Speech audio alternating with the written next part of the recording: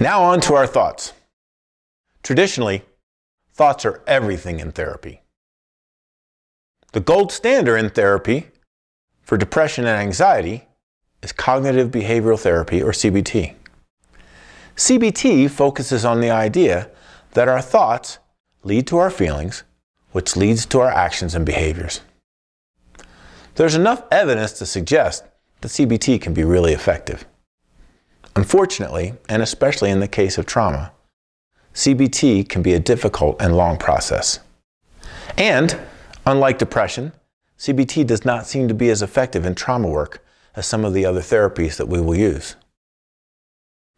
I've had trauma clients that tried CBT with only limited success in reducing their distress or healing the core of their trauma. Despite the limitations of CBT, some of the principles apply to our full system exploration of ideas and responses. CBT has three primary levels of thoughts or ideas. The first is called automatic thoughts. Just below automatic thoughts are the rules and assumptions that govern our lives. And then finally, our rules and assumptions and automatic thoughts are driven by our core beliefs that we have about ourselves, others, the world, and God. Automatic thoughts are the ideas that pop up during every moment of the day. From a point of awareness and the neurology of memory, we can really call these thoughts implicit instead of automatic. CBT believes that these automatic thoughts are experienced without us noticing or being aware of them. If you think about it, and all the information that we're flooded with on a daily basis, it makes sense that we can't possibly capture every idea that comes our way without going crazy. Just because we don't necessarily pay attention to every thought we have doesn't mean that thought isn't having an impact on us at an implicit level. This lack of awareness having an impact on us leads me to suggest that these are implicit more so than automatic. As we continue to focus our attention on increasing awareness, it's important to pay close attention to our thoughts and beliefs to get more information about how and why our circumstances affect us the way they do. In CBT, clients are often taught to challenge their thoughts as thinking errors. This is supposed to lead to other, potentially more helpful thoughts and ideas. And while this idea can have some benefit, I often worry that it leaves clients feeling invalidated and foolish for the ways that they've learned to think. I believe that the patterns of thoughts we have are the product of our history. At some point in time in our lives, our thoughts helped us function. In their own way, they may have become functionally dysfunctional. Otherwise, we never would have started thinking that way. The overwhelming nature of trauma can lead to extreme thoughts to get through these experiences. In light of this, the thoughts and patterns were not thinking errors at the time. They were survival strategies. They were instinctual. Instead of calling them errors, it's more helpful to consider that these thoughts have just outgrown their usefulness. They no longer help our current circumstances, and we may want to respond to that accordingly. If these thoughts are no longer useful, we may need to consider updating them. At the same time, I don't think we need to be embarrassed or shamed for having them. For whatever it's worth, I've worked with other clinicians who worked closely with Aaron Beck, who was the developer of CBT, and he stated that he wished he'd never come up with the idea of thinking errors. When looking for implicit thoughts, it's helpful to consider first, worst, and past. When trying to notice how an event affected you, it's good to ask, what's the first thing that I said to myself? What popped into my mind? This can be challenging and frustrating at first. We spend a lot of time in our life not paying attention to these thoughts. It isn't always going to be easy to identify them right away.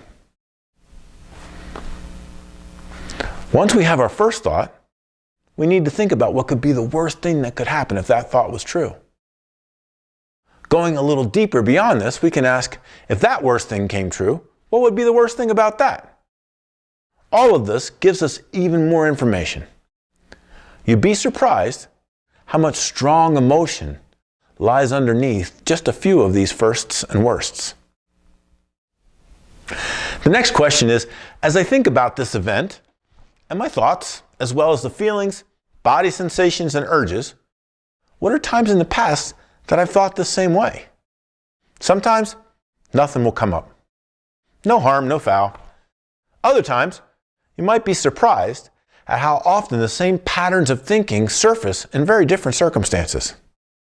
Again, we're just looking for more information and awareness to help us make better decisions as we move forward.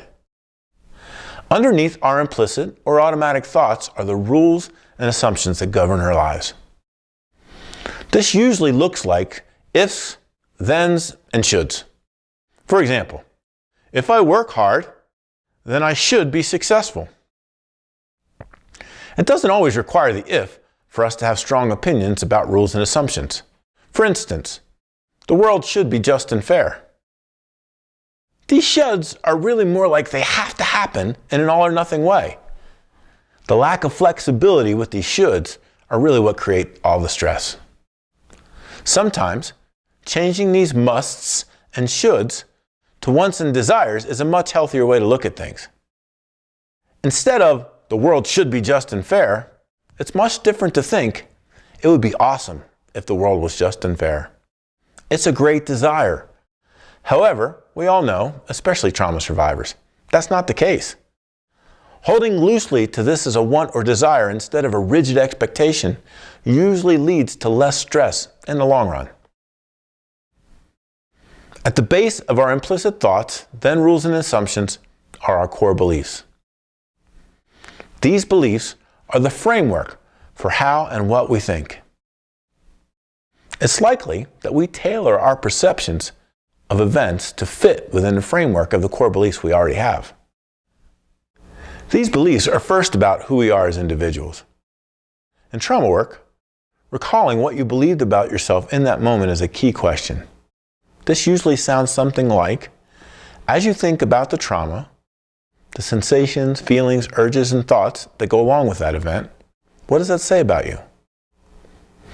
Beginning your answer with, I am, is probably the best way to start. For instance, I am powerless or weak is a common answer. It's also helpful to think about how trauma influences your core beliefs about others, the world in general, and God.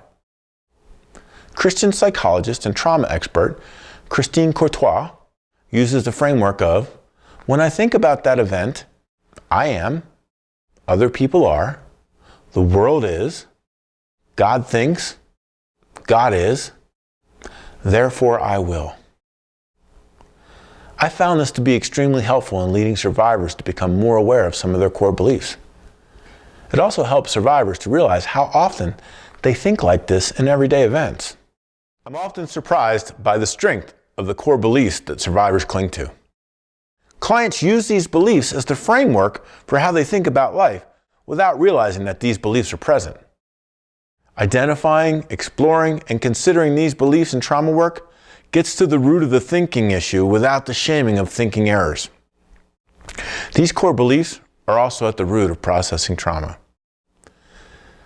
These beliefs can either reinforce or reject comments people may make about us. If I already believe something someone says, I'll receive that comment. If I don't already think that way about myself, I will usually reject it inwardly. Once we recognize these patterns, we can challenge some of these beliefs while considering other, more positive beliefs about ourselves. Recognizing our negative core beliefs helps us better understand why we misread or dismiss the compliments and encouragements we receive from others. It also helps us to identify ways we would rather think and believe about ourselves.